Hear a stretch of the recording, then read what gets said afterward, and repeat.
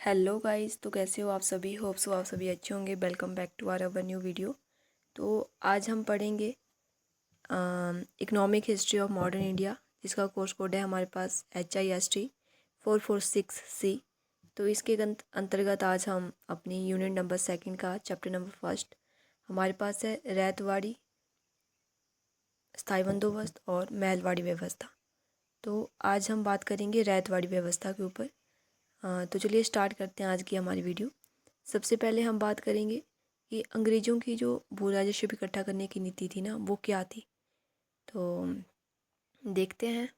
हम देखते हैं कि ब्रिटिश सरकार ने राजस्व इकट्ठा करने के लिए 3 प्रकार की प्रमुख प्रणालियाँ लागू की। नंबर 1 स्थायी बंदोबस्त, रैयतवाड़ी और महलवाड़ी। अनेक वर्षों से तरह तरह के निरीक्षण करके, उसमें सुधार करके और कम मेहनत में कैसे अधिक से अधिक राजस्व वसूला जाए, हर इलाके के प्रभुत्वशाली वर्गों से कैसे तालमेल बिठाया जाए और कैसे कृषि का विस्तार हो, इन सभी बातों ने भू राजस्व प्रणाली के ढांचे को प्रभावित किया।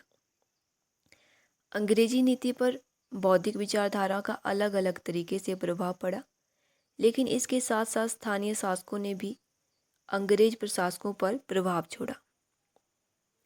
ब्रिटिश भारत में भू राजस्व मुख्य रूप से 3 महत्वपूर्ण सवाल जो है अंग्रेजी शासक वर्ग के यहाँ तलाशने पड़े। नंबर 1, उनको यह देखना पड़ा कि भूमि पर मालिकाना स्वामित्व किसका माना जाए। नंबर 2, भू राजस्व वसूलने की जिम्मेदारी किसको हो। नंबर 3, राज्यों को कृषि उत्पादन में कितना हिस्सा मिले। तो ये सारी जो समस्याएं थी वो ब्रिटिश सरकार के समक्ष थी। मौलिक रूप से ईस्ट इंडिया कंपनी की नई सत्ता ने अपने आप को सबसे ऊपर का स्वामी मान लिया और कहा कि राज्य हिंदुस्तान में सर्वोच्च भू स्वामी के रूप में स्थापित हो रहा है। ईस्ट इंडिया कंपनी का मुख्य लक्ष्य था कुशलता से अधिक भू राजस्व वसूल करना। ब्रिटिश सरकार ने पुराने कुलीन वर्ग जिनके पास भू राजस्व वसूलने के हक थे, उनको निरस्त करना जो है शुरू कर दिया और गांव स्तर के पद और अधिकारों को तथा उनकी शक्ति और महत्व को कम करके बरकरार रखा गया। भू राजस्व वसूल करने का मालिकाना हक जमींदारों को ही क्यों दिया गया, हम बात करेंगे। स्वामित्व का हक स्थानीय परिस्थितियों पर निर्भर करता था। बंगाल और मध्य गंगा के दोआब में मालिकाना हक जमींदारों को दिए गए। इस वर्ग में ब्रिटिश पूर्व जमींदार थे और भू राजस्व कृषक का एक समूह था। जमींदारों को मालिकाना हक इसलिए भी दिया गया क्योंकि जमींदार इन इलाकों में एक ताकतवर वर्ग था और कुछ इसलिए भी अधिकार दिया गया कि बंगाल के जमींदारों में ब्रिटिश अधिकारियों को इंग्लैंड के भूस्वामी की छवि जो है नजर आई। जमींदारी बंदोबस्त का मशहूर उदाहरण 1793 में बंगाल में लागू किया गया, जिसे स्थायी बंदोबस्त कहा गया तथा बाद में इसे तटीय मद्रास और उत्तर पश्चिमी प्रांत में भी लागू किया गया। जमींदारी व्यवस्था के इलाके काफ़ी मात्रा में लगान देने वाले और उपजाऊ इलाके थे, जो भूस्वामी, काश्तकार, मजदूर इस श्रेणी में संगठन को स्वीकार कर सकते थे। स्थायी बंदोबस्त में ब्रिटिश राज्य ने जमींदारों को मालिकाना हक इस शर्त पर दिया कि वे भू राजस्व की एक निश्चित राशि निश्चित समय से पहले सरकार को देते रहेंगे। हम बात करेंगे स्थायी बंदोबस्त की। लॉर्ड कॉर्नवालिस ने जमींदारों के साथ 1789 में एक 10 सालाना बंदोबस्त किया, जिसे बाद में जो है 1793 ईस्वी में स्थायी करने की घोषणा की गई।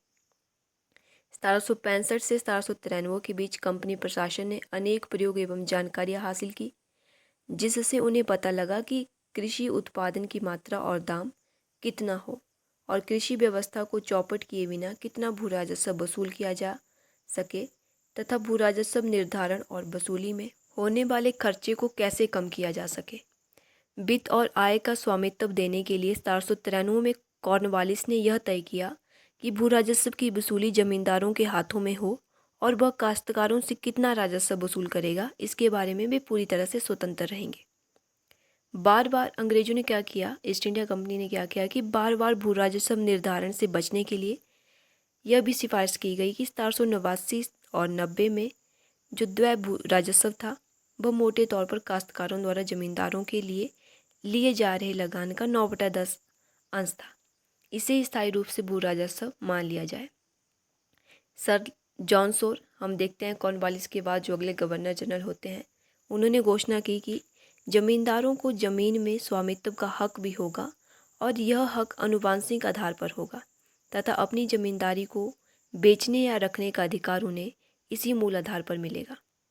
स्थायी बंदोबस्त में जो है भू राजस्व का निर्धारण स्थायी रूप से निश्चित किया गया था, जबकि जो महलवाड़ी और रैयतवाड़ी व्यवस्था थी उसमें भू राजस्व का आंकलन 30 वर्ष की अवधि पर संशोधित किया जा सकता था। स्थायी बंदोबस्त जो है पहले 10 सालाना बंदोबस्त था। पूर्वी भारत में ईस्ट इंडिया कंपनी द्वारा साम्राज्य की स्थापना की शुरुआत की गई, वैसे ही उनके सामने भू राजस्व प्रणाली को संगठित करने की जिम्मेदारी आ गई थी। 1759 और 60 में कंपनी को 24 परगने की जिम्मेदारी हासिल हुई, जिनमें प्रमुख परगने थे बिदनापुर और चकनागांव। तथा इसके बाद हम देखते हैं कि 1765 ईस्वी में बक्सर की जीत के बाद कंपनी को पूरे बंगाल की दीवानी का अधिकार और राजस्व वसूलने या प्राप्त करने का अधिकार मिल गया। 1764 से 72 के बीच भू राजस्व की वसूली का अधिकार सबसे ऊंची बोली लगाने वाले व्यक्तियों को दिया जाता था, जिसका परिणाम 1770 में बंगाल में एक भयंकर अकाल के रूप में देखने को मिला। इससे 1772 से 77 के बीच वॉरेन हेस्टिंग ने नई इजारेदारी प्रणाली लागू की, जिसमें भू राजस्व की वसूली बोली लगाकर जो है की जाती थी, लेकिन इजारेदारों को 5 साल तक लागू किया गया। वॉरेन हेस्टिंग ने इजारेदारी प्रणाली में भी पुराने जमींदार और भू राजस्व किसानों को प्राथमिकता दी। भू राजस्व की बोली लगाने वाली प्रथा जो है कंपनी प्रशासन की खोज नहीं थी। पहले की भारतीय व्यवस्था में भी इस प्रकार की भू राजस्व की यह प्रणाली मौजूद थी। कंपनी प्रशासन ने इस व्यवस्था में एक नया पहलू जोड़ दिया कि भू राजस्व अधिक से अधिक कैसे वसूल किया जाए, और यह इसलिए किया गया क्योंकि एकत्रित किया गया भू राजस्व नीलामी में तय की गई जो राशि थी उससे अक्सर कम रहता था। वॉरेन हेस्टिंग ने इजारा पाने के लिए दरबार खर्च के नाम पर रिश्वत लेने का चलन शुरू किया और उन्होंने नज़र और रिश्वत के रूप में काफ़ी धन बटोरा। भू राजस्व प्रणाली के बारे में जो प्रारंभिक प्रयोग चल रहे थे वह कंपनी की एक स्थायी और निश्चित आय देने में असफल रहे, क्योंकि हर वर्ष भू राजस्व की वसूली की आय में उतार चढ़ाव देखने को मिलता था और ये प्रयोग कृषि की दशा को बिगाड़ते जा रहे थे। इसलिए कंपनी प्रशासन ने स्थायी बंदोबस्त की नींव रखी। स्थायी बंदोबस्त के माध्यम से जमींदार और भू राजस्व कृषकों को सरकार का एजेंट नहीं बल्कि उनकी जमींदारी में मालिकाना हक दिया गया। स्थायी बंदोबस्त ने काश्तकारों के अनेक प्रकार के भू संपत्ति अधिकारों जो उन्हें प्रथा के रूप में प्राप्त थे पूरी तरह समाप्त कर दिए। चारागाह और जंगली भूमियों की सामूहिक संपदा का अधिकार, लगान में बढ़ोतरी से सुरक्षा देने वाला अधिकार और तालाब से मछली पकड़ने का अधिकार सब खत्म कर दिए गए। राष्ट्रवादी नेता आर.सी. दत्त ने स्थायी बंदोबस्त का काफ़ी गुणगान किया है। स्थायी बंदोबस्त को इन्होंने अंग्रेजी राज का बेहद कल्याणकारी कदम बताया है। आर.सी. दत्त के अनुसार जहाँ जमींदार द्वारा देय भू राजस्व उसके द्वारा वसूले गए लगान मूल्य का 1790 में 90% था, वहीं 19वीं शताब्दी में जमींदार राज्यों को किसानों और काश्तकारों से वसूले गए लगान मूल्य का 28% ही दे रहे थे। स्थायी बंदोबस्त लागू करने से पहले लॉर्ड कॉर्नवालिस का उद्देश्य कंपनी प्रशासन की राजनीतिक, वित्तीय और प्रशासनिक जरूरतें थी। राजनीतिक रूप से जमींदार वर्ग एक सहयोगी एवं मित्र वर्ग के रूप में काम करेगा और इस कसौटी पर जमींदार वर्ग हमेशा खरा भी उतरा। स्थायी बंदोबस्त व्यवस्था में जमींदारी व्यवस्था में एकमात्र जो नियंत्रण था वह सनसेट लॉ था। कृषि सुधार के रूप में स्थायी बंदोबस्त पूरी तरह से नाकामयाब रहा। पुरानी जागीरों और जमींदारियों के बिखराव से जमीन और सत्ता ऐसे नए भूस्वामियों के हाथों में जाने लगी जो प्रशासनिक सेवाओं, व्यापार और व्यावसायिक सेवाओं के क्षेत्र में उभरा हुआ एक कुलीन वर्ग था। हम बात करेंगे स्थायी बंदोबस्त के परिणाम की। नंबर 1, कृषि में सुधार करने के साधन के रूप में स्थायी बंदोबस्त पूरी तरह से विफल रहा। नंबर 2, पुरानी जागीरों और जमींदारियों के बिखराव से जमीन नए कुलीन वर्ग के हाथों में चली गई। नंबर 3, भू राजस्व वसूली के लिए निर्धारित लगान के पुराने तौर तरीकों को स्थायी बंदोबस्त ने पूरी तरह से नज़रअंदाज कर दिया।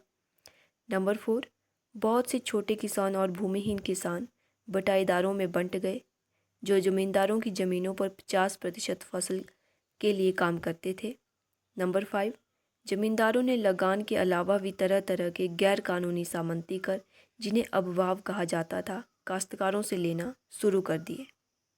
नंबर 6, 1791 में कंपनी प्रशासन ने जमींदारों की लगान वसूल करने की क्षमता बढ़ाने के लिए उनको काश्तकारों को कैद करने जैसा अधिकार दे दिया तथा लगान की बकाया राशि वसूल करने के लिए उनके पशुओं को नीलाम करने का अधिकार दिया गया। नंबर 7, 1812 के रेगुलेटिंग एक्ट 5 में इस प्रकार के अधिकारों को सीमित कर दिया गया, लेकिन किसान असुरक्षित ही बने रहे और गैर आर्थिक शोषण और उत्पीड़न की इस व्यवस्था में अभिन्न अंग बन गए। तो गाइस, ये थी आज की हमारी वीडियो। आशा करती हूँ आप लोगों को वीडियो अच्छी लगी होगी। नेक्स्ट जो हमारी वीडियो होगी वो रैयतवाड़ी व्यवस्था के ऊपर होगी। तो आप वीडियो को लाइक कीजिए, कमेंट कीजिए आपको वीडियो कैसी लगी, चैनल को सब्सक्राइब कीजिए ताकि जो भी नेक्स्ट वीडियो मैं डालूँ उसकी नोटिफिकेशन आप तक पहुँचे। और बने रहिए हमारे साथ। तब तक के लिए थैंक यू सो मच।